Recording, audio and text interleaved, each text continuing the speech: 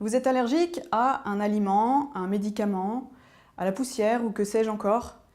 Et quand vous êtes en contact avec votre allergène, vous vous mettez à tousser, à vous moucher, vous faites de l'asthme, vous avez une conjonctivite, de l'eczéma ou autre chose encore. Et quels que soient les traitements que vous avez mis en place, votre allergie continue de vous poursuivre. Alors, je vais vous expliquer la symbolique de l'allergène. L'allergène, c'est un élément que votre corps a identifié comme un ennemi à un moment de votre histoire. Alors comment cet élément anodin est-il devenu l'ennemi numéro 1 à abattre par votre corps? Alors je vais vous raconter un exemple. Vous êtes assis sur un banc avec votre conjoint, vous discutez tranquillement, c'est le printemps, tout est paisible. Et sans prévenir, tout à coup, votre conjoint vous annonce qu'il vous quitte. Alors là, pour vous, c'est le choc, vous êtes complètement déstabilisé, les émotions s'emballent, et il y a vraiment un avant et un après cet événement. À ce moment précis, votre cerveau enregistre tous les éléments avec une extrême précision.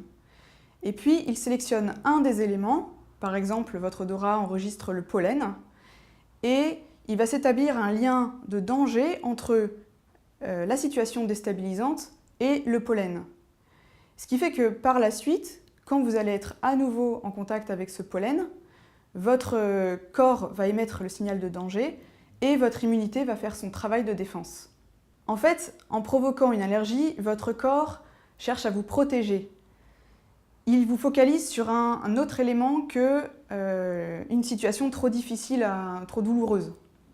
Alors que faire si vous admettez cette vision des choses? D'abord, essayez de vous rappeler à quel moment votre allergie a commencé. Ensuite, vous allez rechercher dans votre mémoire un événement déstabilisant qui vous a choqué et qui est négatif, qui se passe autour de cette période. Et cette première étape est vraiment cruciale parce qu'elle va vous permettre de faire du lien entre votre vécu et la programmation de votre allergène. Alors ne restez pas seul avec vos questions et vos doutes. Vous avancerez plus vite avec l'aide d'un professionnel pour mener cette enquête et vous accompagner sur le chemin de guérison et de liberté intérieure.